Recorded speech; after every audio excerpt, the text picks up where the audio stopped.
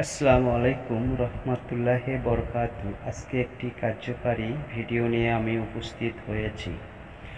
যারা বিভিন্ন কবিরাজিতে ধরা খেয়েছেন শুধু তাদের জন্য আজকের এই ভিডিও নিয়ে আমি উপস্থিত হয়েছি।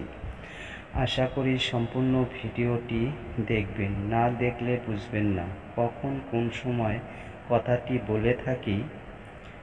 সম্পূর্ণ পেয়ে যাবেন। অনেকে টেনে দেখেন বলে কাজে ফলাফল পাচ্ছেন না বা অনেক সময় ভুল পেয়েছেন। কিছু আমল এমন আছে যেগুলো করতে খুব বেশি সময়ের প্রয়োজন হয় না, অনেক জ্ঞানের অধিকারীও হতে হয় না, কিন্তু এগুলো ফজিলত অনেক বেশি। এগুলো বান্দার আমল নামকে ভারী করে। যেমন রাসূল সাল্লাল্লাহু আলাইহি ওয়াসাল্লাম, যে লোক একবার বলে সুবহানাল্লাহি আজিম। তা আসুন মেইন মূলের দিকে চলে যাই। নারীকে প্রয়ণ বন্ধনে বেঁধে রাখার উপায়। রমণী নাভির নিমন্তে লোম অগ্নিতে জ্বালিয়ে সে লোম ভস্ম গোলাপ জলে গুলিয়ে পুরুষলিঙ্গে মাখিয়া সহবাস করিলে উভয় নর নারী উভয়ে প্রায়ণ বন্ধনে বন্দী হবে।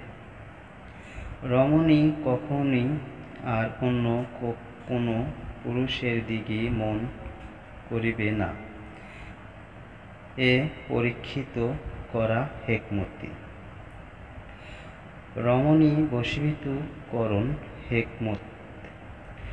মন্ত্রটি হচ্ছে বাস্তাতুন ফিল ইয়াউমে ওয়াল জাজমে ওয়াল্লাহু ইউতিল মুলকা মাইয়াশাউ ওয়া হুয়াস সামিউল আলিম। এ আয়াতটি 40 বার পাঠ করে রমণীর পরিধান করা বস্তুর এক কোণে ফুঁক দিয়ে বেঁধে রাখবে এবং উক্ত আয়াত দুগন্ধ দিয়ে রমণীর কাপড়ে এক কোণে ইহার নামসহ লিখবে।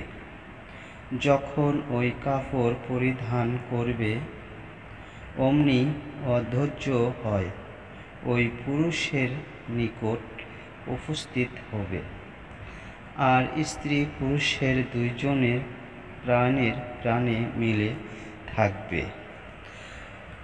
এই মন্ত্রটি কাজ করার আগে আপনাকে অনুমতি নিতে হবে। অনুমতি ছাড়া কাজটি করলে বিপরীত ক্ষতি হলে চ্যালেঞ্জ দায়ী থাকবে না।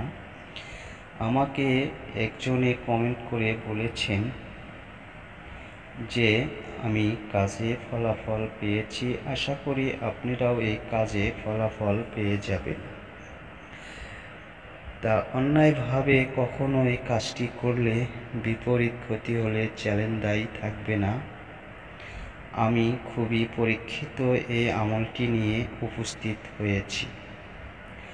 যদি আপনারা কখনো বা মন্ত্রটা যদি পাঠ করতে না পারেন বা লিখতে যদি না পারেন, তাহলে আয়াতটি 40 বার পাঠ করে রমণীর পরিধান করা বস্তুর এক কোণে ফুঁক দিয়ে বেঁধে রাখবে।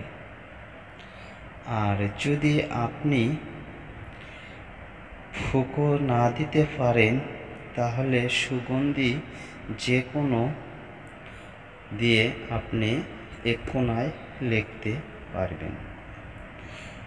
এই আমলটি খুবই গুরুত্বপূর্ণ, কার্যকারী। কখনো অন্যায়ভাবে করার চেষ্টা করবেন না। যদি ভিডিওটি আমার ভালো লাগে তাহলে সাথে থাকবেন। পরবর্তীতে আবার দেখা হবে। সহজ ভিডিও নিয়ে আমি উপস্থিত হব এবং আপনাদের নাম কমেন্ট করে দিবেন। সবাই ভালো থাকবেন, সুস্থ থাকবেন। খোদা হাফেজ।